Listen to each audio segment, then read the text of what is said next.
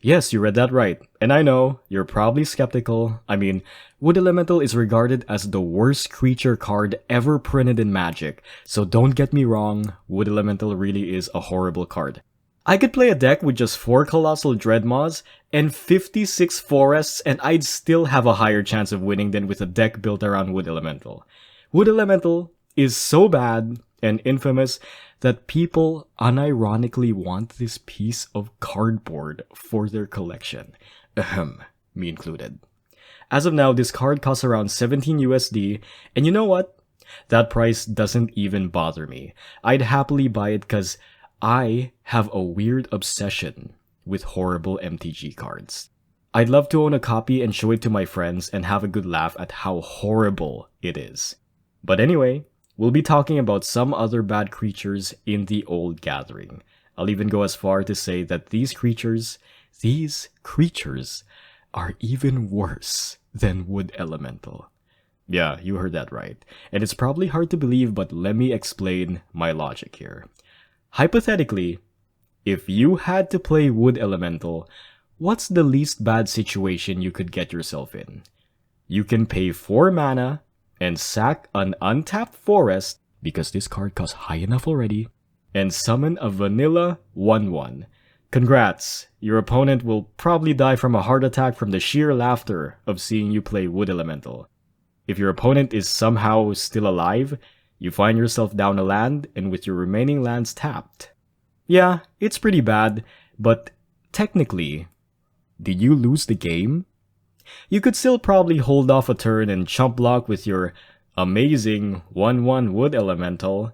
It's not a good state, but it's barely manageable.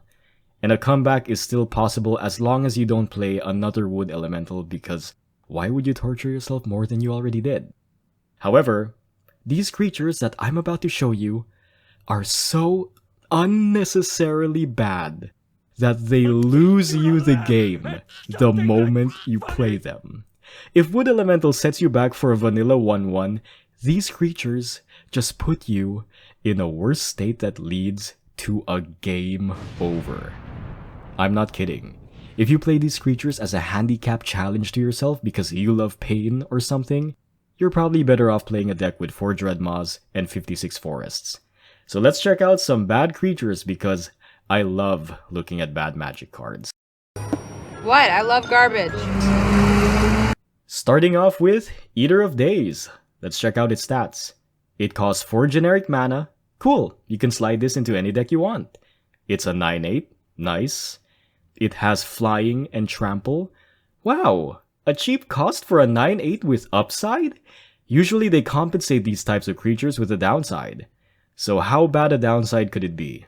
It can't possibly be worse than Wood Elemental's ETB, right? Right? When Eater of Days comes into play, you skip your next 2 turns. Are you kidding me?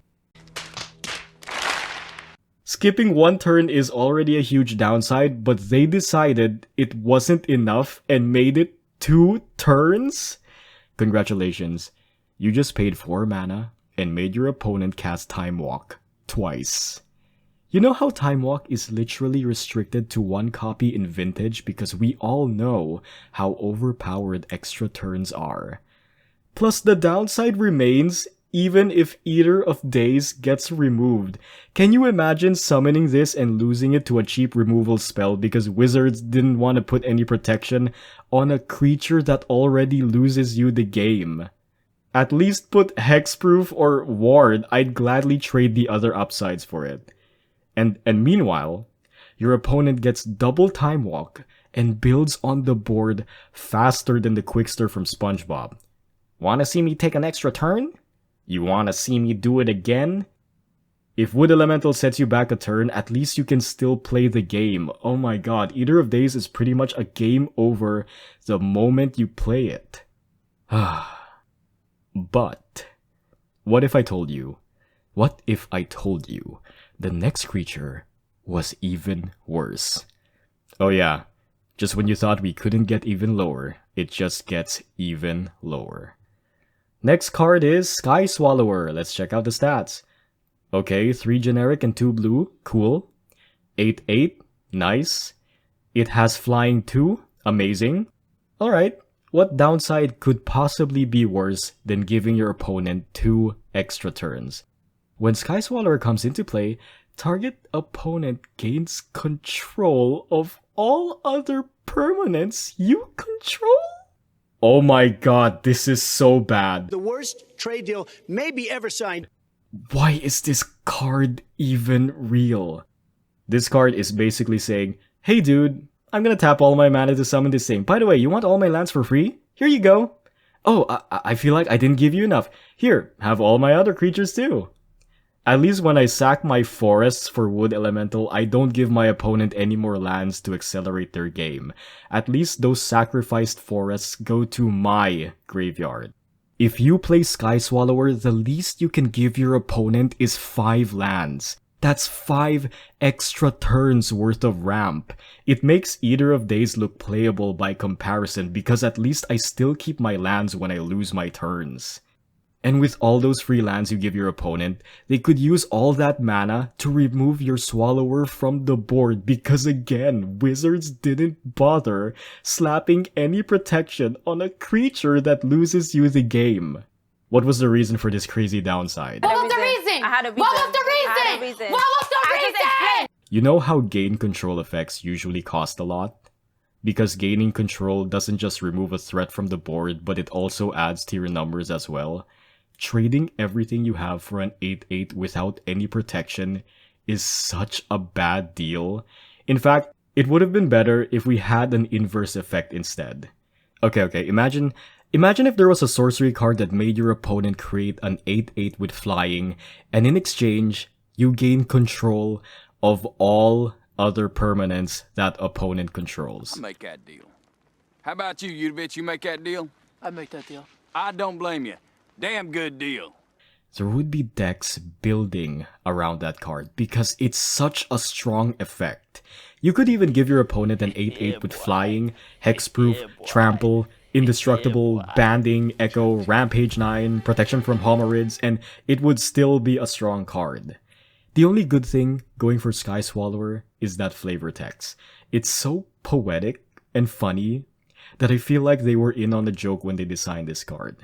Anyway, 0 out of 10, I'd rather play Wood Elemental. Let's go to the next card. We got Cosmic Horror. Wow, our first non-blue, non-Leviathan creature. Nice. It's 3 generic and 3 black. Okay. It's a 7/7. Alright. Lower than the others, but still kinda okay. It has first strike. Okay. No hexproof, no trample, no evasion to help it land attacks. Oh, alright. What else does it do? During your upkeep, pay 3 generic and 3 black or destroy Cosmic Horror. If you destroy Cosmic Horror this way, it deals 7 damage to you. Oh my god. Why? Congratulations, you paid 6 mana and continue to pay 6 mana for the rest of the game for a 7/7 that can be chump blocked by a 1/1 Wood Elemental. There are so many 6 mana creatures that could do more for you than this. You know what? At least Wood Elemental makes you pay once. Once you sack those forests, you have Wood Elemental for life. And there's no more funny business after. Cosmic Horror demands you to buy it expensive gifts or else it files for divorce and takes the kids away forever. Nah dude, I'm sticking with Wood Elemental on this one. You win. That's all the bad cards for now. Thanks for watching this video.